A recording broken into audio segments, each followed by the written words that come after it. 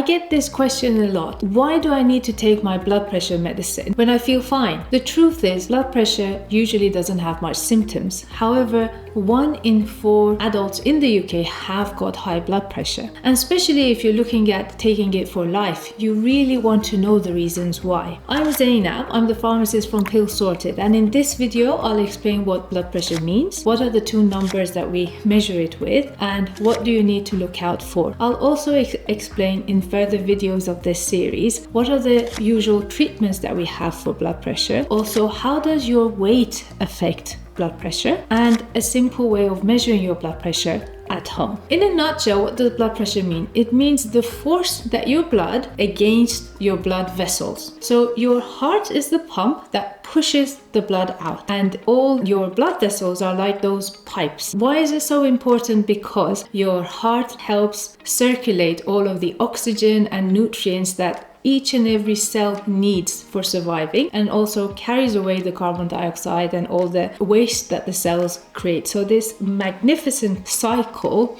of getting energy, getting nutrients, getting oxygen is constantly happening in our body. The best way I can help you imagine it is, imagine a garden water hose. We can play with different things to make the pressure in that hose different. So for example, if you open up the tap too much, there will be too much pressure in the water hose. If you get a water hose that's too narrow or quite stiff, so it's rigid and it's not flexible, that will cause more pressure as well. In your blood pressure, it's exactly the same as well. So depending on how strong your heart beats and pushes out the blood flow, and depending on how much resistance there is towards that blood flow in your body, you will have a different blood pressure. There are 2 important numbers that we use to measure the blood pressure. One number is when your heart is squeezed the most, so it's pushed all of the blood out through blood vessels. That will be the maximum pressure, and that's called the systolic. Then there is a bottom number called the diastolic. At the diastolic, heart is at the most relaxed. It's basically the resistance in the blood vessels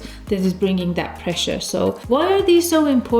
Because with the systolic, we'll understand how strong the heart is, and with the diastolic, we'll realize how much resistance there is towards the blood flow happening in the body. Okay, so that's called the systolic and the diastolic. What are the ranges? We have amazing mechanisms in our body to keep the blood pressure within the normal range. So by normal range, it is the optimum blood pressure that can support your cells and your organs to function their best. If there's too much blood pressure, it can cause damage to the organs, especially the ones that have got really tiny veins, like your eyes, like your kidneys, like your brain. These can get affected real bad. But not only them, it can affect your heart as well. When there's too much resistance, the heart starts working too hard. High blood pressure affects all of your organs and creates a big risk. Let's go back to the numbers and what are the normal range. So the normal range is 90 systolic over 60 until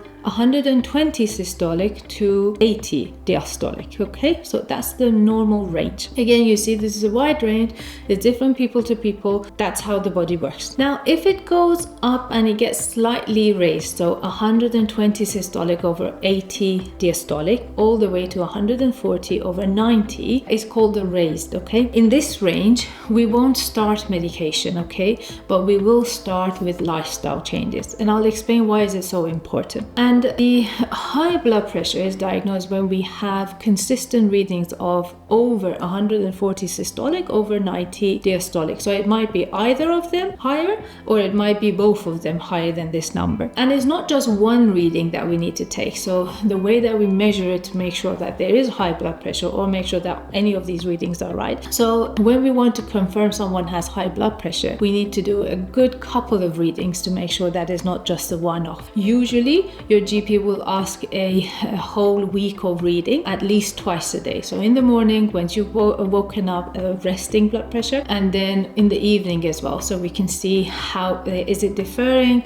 what's the average that's happening. Also, they might ask for a 24-hour blood pressure monitoring, and basically that's a cuff that will be connected to you for a 24-hour, and a machine that will measure the blood pressure in regular intervals. Okay, or maybe both of these readings. So This is the way that we confirm it's not just a one-off reading, and it has been raised for a good couple of measurements. Now, as I explained, why it does matter is because high blood pressure can damage your heart, it can increase your risks of stroke, and it can affect all of your organs, especially your kidneys, your eyes, your brain. As I said, the tricky part is it doesn't have much of symptoms. So you might get a rare bit of a headache. You've gone to the doctor saying, I just have this dull headache, and then we'll start measuring your blood pressure, and then we'll see what we need to do. Why does it happen? A lot of different things can cause it. Age is one of the important ones. As we age, our blood vessels become less flexible, so they become more rigid. Family history is really important as well. This is chronic, so that means a lot of it again is in our genes. Being overweight is the most modifiable reason of high blood pressure, and I'll explain further on. The other one is low activity levels, high salt intake. Also things like smoking, like high alcohol, stress can cause high blood pressure. What do we need to do? Important thing to remember is high blood pressure is a chronic condition. What that means is always a combination of lifestyle and medicine are the best ways to handle it. So we start with lifestyle because amending any of those lifestyle changes could have a huge effect on preventing it coming up or getting worse further on as well. If you've got a normal blood pressure, that's fine. Just maintain your lifestyle and check at least once a year if you're over 40. If you've got the slightly raised high blood pressure, there's 3 important lifestyle changes that you can make that have a huge effect, not only with bringing down your blood pressure to normal right now,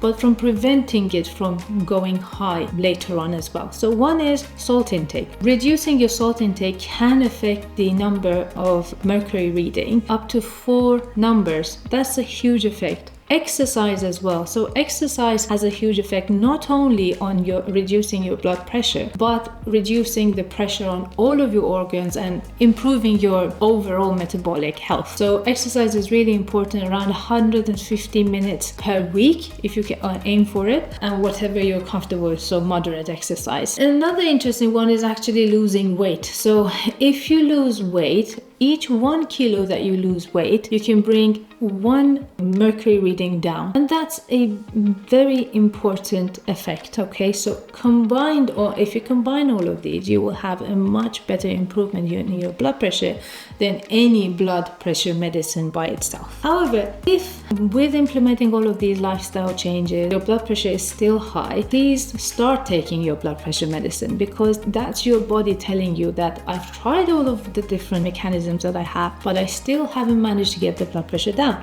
So I need help. Take that blood pressure medicine and take it regularly. It doesn't mean that you can't come off it. You can once you've made those drastic changes to your lifestyle. So that is an important thing to remember about. As a recap, blood pressure is how strongly your blood pushes through your body. Keeping it in the normal range helps protect all of your organs and your heart. If you've got any question about your blood pressure or any of your blood pressure medications, feel free to reach out to us for that clinician-led health advice. Thank you.